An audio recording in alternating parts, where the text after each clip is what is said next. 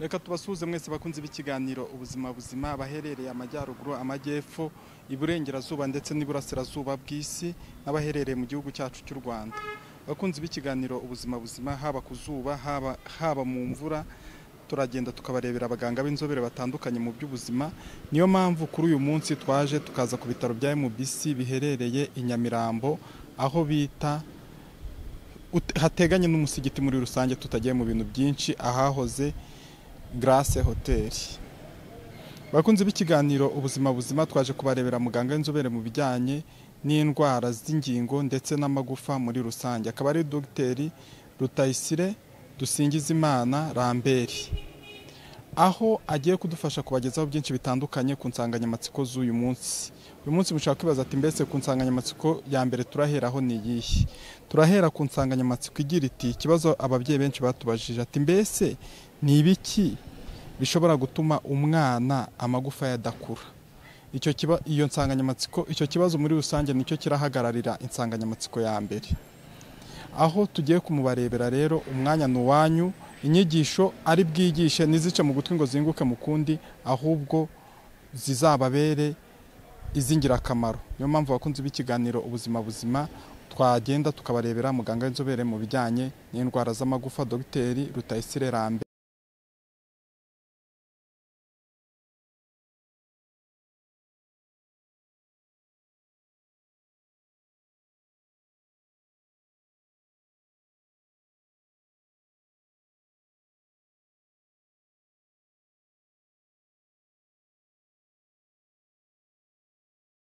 Bakunze b'ikiganiro ubuzima buzima, nk'uko twari tubikomoje turi hanze yuko turi ku bitaro bya MBC, nk'uko muri kureba kuri ekara zanyu, aho tuje kubarebera muganga w'inzobere mu bijyanye n'indwara zifata amagufa ndetse n'ibibazo bitandukanye mu magufa, ku buryo yenda amagufa ashobora kubagwa akaba yakongera agasubirana ubuzima buzima. Tukaba twamuha ikaze akabasuhuza ndetse akabibwira mbere yo gutangirana nawe insanganyamatsiko y'uyu munsi. Tubaye ikaze Dr. Nakoze nitwa Dr Rutayisire Dusingizimana Lambert, ndi umuganga usobereye mu byo kuvura amagufa, ingingo n'imitsi imyakura. Nishimiye kuganira nawe. Murakoze cyane Dr Rutayisire kwibwira abakunzi b'ikiganiro ubuzima buzima muri rusange. Abakunzi b'ikiganiro ubuzima buzima batubaza ibibazo byinshi bitandukanye, ku buryo natwe ariyo mpamvu tubegera kugira ngo kumurava n'ubwitange mugira, kugira ngo barusheho gusobanukirwa byinshi bitandukanye byerekeranye n'ubuzima bwabo bwa buri munsi. Hari uwatubaje ati ngewe nagiye kwa muganga barambwira ngo umwana wanjye amagufa ntabwo akura, mbese byaba biterwa n'iki? Arongera atubaza ati mbese byaba bitera izihe ngaruka iyo amagufa adakura? Muri rusange mbere yo gutangira yenda iyo nsanganyamatsiko y'umunsi cyangwa gusubiza ibyo bibazo by'uwo mubyeyi, twagira ngo noneho mutubwire nko mu magufa, umwana uza mu magufa, tuzi ko yenda muganga uza mu bana muri pediatri bisanzwe ari ukuva ku mwana ukivuka kugeza ku mwana yenda ngo ugize imyaka 17 cyangwa n'itandatu bitewe n'igihugu icyo ari cyo. Noneho mu Rwanda ho byaba bimeze bite mu magufa noneho mu bana? Ntabwo mu Rwanda bari bagira bashyiraho imyaka itandukanye yo kuvuga ngo umwana uza mu magufa ni uwuhe, ko kugeza ubu ngubu ubuvuzi bw'amagufa buvurwa n'abaganga nyine bavura amagufa, waba uri umwana waba uri mukuru. Ubuvuzi bwacu bukiyubaka rero izo specialite nimba ariko nazita byo kuvuga ngo umuganga arasigara akora akantu kamwe, nimba ari izo orthopedi asigara areba abana gusa, cyangwa ndareba ingingo, cyangwa ndarebe wenda bavunitse trauma, ntago biraza. Ubu ngubu usanga muganga w'amagufa ko tukiri bakeya areba bose, bitavuze ko hari abafite izindi training cyangwa no gukunda kimwe muri izo specialite ziba mu orthopedi. Icyo kibazo rero cyo kuvuga ngo abaza mu ntuza mu magufa ku bana nta myaka igize, kuko umuganga wese w'amagufa ko wamugeraho waba uri umusaza waba umwana arakureba, yabona wenda hari ibyo akeneye undi mugenzi we yamwunganira akaba yakoherezayo. gusa wenda tuvuze ku cy'imyaka icyo muri orthopedi wenda gitandukaniraho buriya n'amagufa agira imyaka, hari iyo bita joseze cyangwa bone age, ujya wumva no mu bakinnyi bavuga ngo bamupimye basanga yarengeje imyaka, kuko hari uko amagufa akura ukabuze ngo nimba nkoze amafoto cyangwa kuri MRI ugasanga ibi n'ibi byaraje ku magufa, ndaba nzi ko uno muntu arengeje imyaka. Tuvuga rero ko amagufa arangije gukura muri moyenne ku bakobwa ni ku myaka 14-15, ku bahungu ni 16-18. Icyo gihe amagufa aba amaze kwikora, inkuriro zayo zararangije kwifunga, tuvuga ngo ayo ni amagufa y'umuntu mukuru. Naho ibyo kuvuga ngo kuza kureba umuganga mu Rwanda,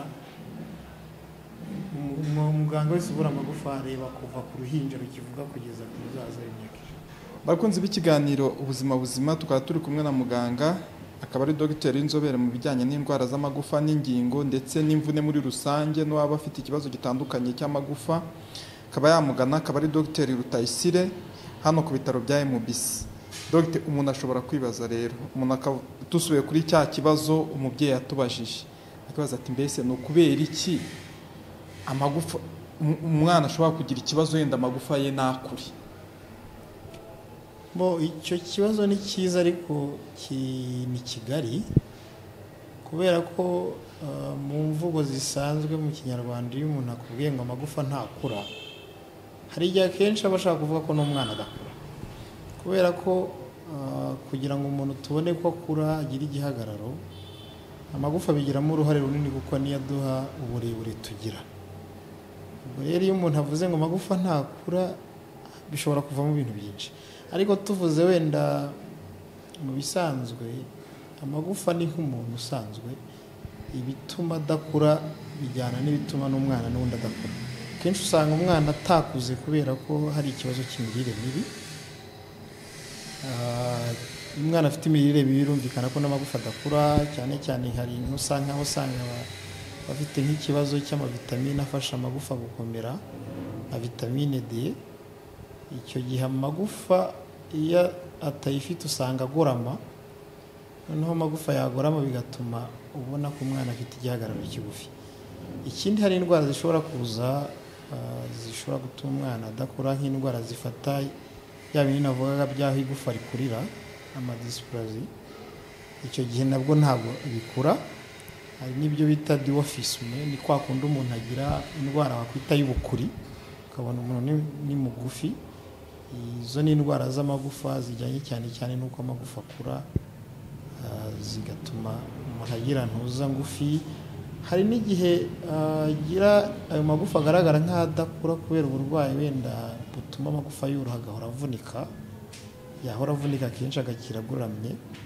Wavuga nk'ibyo bita osteogenesis imperfecta, ni indwara ituma amagufa aba yoroshye, bigatuma umwana uyirwaye ahora avunika, akenshi akagira amagufa magufi kubera ko yagoramye. Urebye muri ibyo ngibyo n'ibyo, hari ibijyana no gukura kw'amagufa bishobora kujyana n'amahormone, nka hormone zituma umuntu akura, cyangwa ibijyana n'imirire bituma umwana adakura en general. Ariko ubundi iyo umunyarwanda avuze ngo amagufa ntakura, kiba ari ikintu kigari, akenshi aba ashaka kuvuga ko umwana adakura. Murakoze cyane dogiteri ku murava n'ubwitange mugira mu guharanira icyatuma ababagana bagira ubuzima buzima. Umuntu ashobora kuvuga ati mbese ni nk'ibihe bintu cyangwa n'icyo ashobora gukora nimba agize ikibazo yenda, kuko tubonye ko hari indwara ishobora kubaho y'ubugufi bw'amagufa, yenda kugira ngo amagufa yiyongere. Aramutse abonye afite icyo kibazo, inama nziza nuko yagana abaganga bakabanza bakamenya ngo ni iki gituma uwo mwana adakura n'amagufa ye ntakure. Noneho cyamara kumenyekana rero kivurwa bitewe n'igihari. Nimba ari ikibazo cy'imirire mibi n'urugero, baba bakeneye ko imirire ye bamwigisha uko azagaburira umwana. Nimba ari ikibazo kijyanye n'ubundi burwayi bwavurwa, ndetse hari n'uburyo bwo kuba amagufa ushobora kuyagira maremare bitewe n'intuza. Hari amapare ushobora gushyiramo ukaba wakongeraho amasantimetero makeya. ariko hari n'ibyo nyine nibiba tugomba kwemera nimba umuntu afite nk'iyo ndwara y'urugero yo kuba ubugufi ubukuri ibyo byita dwarfism nibyo amaze gukura ushobora kumwongerera uburebure bukeya ariko hari aho atarenga ariko ibyiza yakwegera kwa muganga bakamusobanurira indwara bakamusobanurira n'icyakorwa bitewe n'uburwayi ko twabonye ko ibishobora kubitera ari byinshi kandi n'imyumvire kuba umuntu yakubwiye ngo ntakura byasaba kumenya ko kudakora uko ariko kugira ngo umufashe. Ubwo rero hazamo umuganga w'amagufa, hakazamo umuganga w'abana pediatre, ko cyane cyane nk'ibyo ari iby'imirire abaganga b'abana aba pediatre nibo badufasha cyane kugira ngo bagire inama ababyeyi umwana we yabona imirire myiza noneho akure nk'uko bijyanye. Murakoze cyane dogiteri gusobanurira abakunzi b'ikiganiro ubuzima buzima byinshi bitandukanye n'ibishobora kubitera ndetse n'uburyo bimwe na bimwe byagenda bikemukamo. Umuntu ashobora kwibaza ati mbese ni izihe ngaruka nk'umwana wagize icyo kibazo wahuye n'icyo kibazo cyo kudakura kw'amagufa ashobora guhura nazo? Ingaruka ni nyinshi ariko zijyana n'uburwayi. Nk'urugero nimba afite ikibazo wenda cy'amagufa adakomeye agahora avunika, urumva iyo bitavuwe nyine ni wa mwana uhora buri gihe aryamye kuko ko akoze ko agiye gukina aravunika, bituma urumva umwana ntiyisanzura. Nimba urugero afite ikibazo kijyanye n'imirire, ntabwo ikibazo kiba kiri ku magufa gusa, kijyana n'ubuzima bwe rusange. Umwana ufite imirire mibi urabizi n'umwana uhora arwaragurika, akaba infection n'izindi ndwara zose zimushobora ku buryo zamwambura n'ubuzima, urumva zo ingaruka zo ni nyinshi. Ikindi rero yari na mugufi yamaze gukura akabona ntareshya n'abandi, hari igihe agira iyo ngingimira ibyo bita complex, ukabona ntiyisanzura mu bandi kuko abona nyine afite icyo kibazo cyo kudasa n'abandi. Icyiza rero yagiye kwa muganga agasobanukirwa uburwayi akavurwa, byaba amahire akaba yagera ku gikuriro kijyanye n'imyaka ye, ibyo ngibyo by'ingingimira no kutisanzura mu bandi birakira.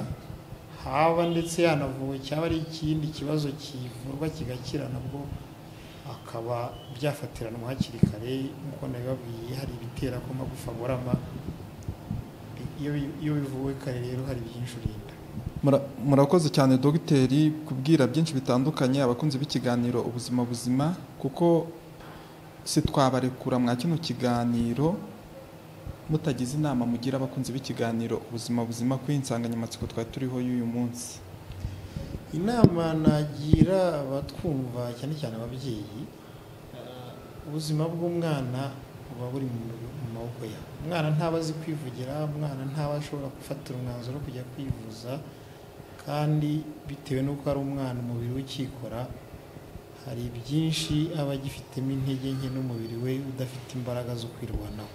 Ni byiza rero ko igihe cyose babonye ikibazo ku mwana kijyanye n'uburwayi bakwegera abaganga babisobanukiye, bakegera inzego z'ubuzima kuva ku mujyanama w'ubuzima kuzamuka kuri centre de santé, babona kinakomeye bakaba bajyana no ku bitaro bikuru kugira ngo ubuzima bw'umwana bukurikiranwe hakiri kare, kuko usanga ikibazo kibaye mu bwana gikurikirana umwana kugeza no mu bukuru.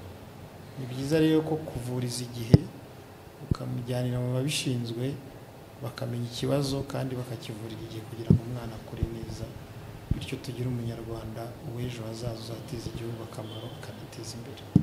Bakunze b'ikiganiro ubuzima buzima, mwa kino kiganiro twari turi gukorana na Dr Rutayisire Lambert kivuga ku bijyanye n'ibishobora gutuma cyangwa ibibazo bishobora gutera umuntu kudakura kw'amagufa. Twabonye ko hari ibibazo byinshi bitandukanye, tubona ko no kuba mugufi bya bindi bita igikuri muri rusange nabyo ari ikibazo cyo kudakura kw'amagufa. Ibyo byose ndetse n'ibindi bitandukanye yabitubwiyeho n'inama yatugiriye. Ufite ikibazo icyo ikiganiro ubuzima buzima kigamije nuko ufite ikibazo yihutira kwa muganga amwegereye, ariko akajya muri serivisi agomba gufashirizwamo, agasobanukirwa aho ashobora kujya. Ni ugusobanukirwa byinshi bitandukanye byerekeranye n'ubuzima bwacu bwa buri munsi, ukamenya n'aho ushobora kujya kwivuriza ku nzobere runaka bitewe n'ikibazo ufite.